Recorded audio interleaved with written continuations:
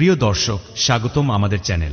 আজ আমরা আলোচনা করব শ্রীকৃষ্ণের দ্বারা বর্ণিত এমন 7টি সংকেতের কথা যা ভবিষ্যতের সুখের বার্তা দেয়। শ্রীকৃষ্ণের শিক্ষায় এই সংকেতগুলি আমাদের জীবনে সুখ এবং সমৃদ্ধির আগমনের পূর্বাভাস দেয়। আসুন জেনে নেওয়া যাক সেই 7টি সংকেত। 1. শান্ত মন। প্রথম সংকেত হল শান্ত মন। যখন আমাদের মন শান্ত এবং স্থির থাকে তখন তা ভালো সময়ের আগমন বার্তা দেয়। শ্রীকৃষ্ণ বলেছেন, যখন মন শান্ত থাকে তখন মনুষ্যের হৃদয় ভালো কাজে মনোনিবেশ করে এবং সুখের অভ্যর্থনা জানায়। 2. সুস্বপ্ন। দ্বিতীয় সংকেত হল সুস্বপ্ন। শ্রীকৃষ্ণ বলেছেন, যখন মানুষ সুস্বপ্ন দেখে তখন তা ভবিষ্যতের সুখের সংকেত দেয়। সুস্বপ্ন আমাদের মনে আশা জাগিয়ে তোলে এবং ইতিবাচক পরিবর্তনের পূর্বাভাস দেয়। 3. ভালো স্বাস্থ্য। তৃতীয় সংকেত হল ভালো স্বাস্থ্য। শ্রীকৃষ্ণের মতে, যখন আমাদের স্বাস্থ্য ভালো থাকে তখন তা সুখের আগমনের সংকেত বহন করে। স্বাস্থ্য ভালো থাকলে মন এবং শরীর উভয়ই শক্তিশালী হয়, যা সুখের জন্য অপরিহার্য।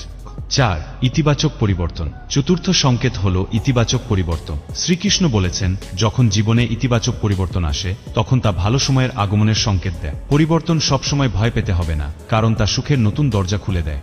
5. শুভ সংবাদ। পঞ্চম সংকেত হল শুভ সংবাদ। শ্রীকৃষ্ণের মতে, যখন আমরা শুভ সংবাদ পাই তখন তা সুখের আগমনের পূর্বাভাস দেয়। শুভ সংবাদ আমাদের মনে আনন্দ নিয়ে আসে এবং ভালো সময়ের প্রতিশ্রুতি দেয়। 6. কঠিন সময়ের অবসান। ষষ্ঠ সংকেত হল কঠিন সময়ের অবসান। শ্রীকৃষ্ণ বলেছেন, যখন কঠিন সময়ের অবসান হয় তখন তা সুখের আগমনের সংকেত বহন করে। প্রতিটি অন্ধকার রাতের পরে যেমন সূর্য ওঠে তেমনি কঠিন সময়ের পরে সুখের সময় আসে।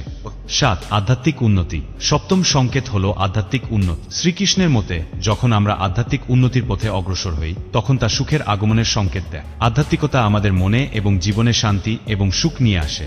সর্বশেষ কথা, এই ছিল শ্রীকৃষ্ণের বর্ণিত 7টি সংকেত যা সুখের আগমনের পূর্বাভাস দেয়। আশা করি আপনাদের সকলের জীবনেও এই সংকেতগুলি প্রতিফলিত হবে এবং সুখের দিনগুলি ফিরে আসবে। যদি আপনাদের এই ভিডিওটি ভালো লেগে থাকে তাহলে লাইক, শেয়ার এবং সাবস্ক্রাইব করতে ভুলবেন না।